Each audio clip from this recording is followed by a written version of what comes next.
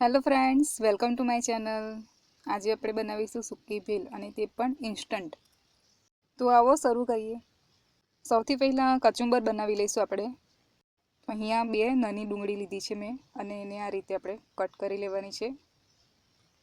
જેટલા નાના પીસીસ રાખીશું એટલું સારું રહેશે. સૂકી ભેલ બનાવતી વખતે એમાં ઘણું બધું એડ કરવામાં આવતું હોય છે, પણ અહીંયા આપણે બહુ જ ઓછી વસ્તુ યુઝ કરીને સૂકી ભેલ બનાવીશું.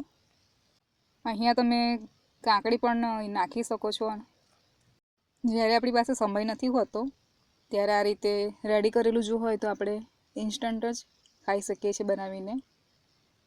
અથવા તો બહાર જવાનું હોય ફરવા માટે તો પણ તમે આ રીતે રેડી કરીને સાથે લઈ જઈ શકો છો.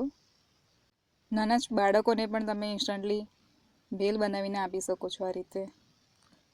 અને આને બનાવવું પણ ખૂબ જ સહેલું છે. ટામેટાના પણ આપણે નાના જ પીસ કરી લઈશું આ રીતે.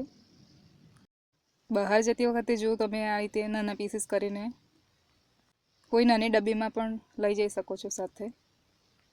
તો આ રીતે વન ડે પિકનિક માટે પણ વિચારી શકાય. અને અહીંયા આ રીતે મમરા મેં ચાળીને લઈ લીધા છે. 3 થી 4 વ્યક્તિ માટે થઈ રહે એટલા મેં મમરા લીધા છે. અને આ રીતે ચવાણુંનું પેકેટ લીધું છે. તો હવે એને પણ આપણે એડ કરી દઈશું. રેડીમેડ પેકેટ સાથે આપણું ઇન્સ્ટન્ટ ભેલ તૈયાર થઈ જશે, તે પણ ફક્ત 5 મિનિટમાં જ. અને હવે આલુ સેવ લઈશું. અહીંયા તમે ઘણું બધું એડ કરી શકો છો ભેલમાં. આ એક એવી રેસીપી છે જેમાં સમય તો ખૂબ જ બચી જાય છે, પણ મહેનત પણ એટલી બધી બચી જાય છે આપણી. એક્સ્ટ્રા કોઈ જ મહેનત કરવાની જરૂર નથી પડતી આમાં. અને હવે ડુંગળી એડ કરીશું.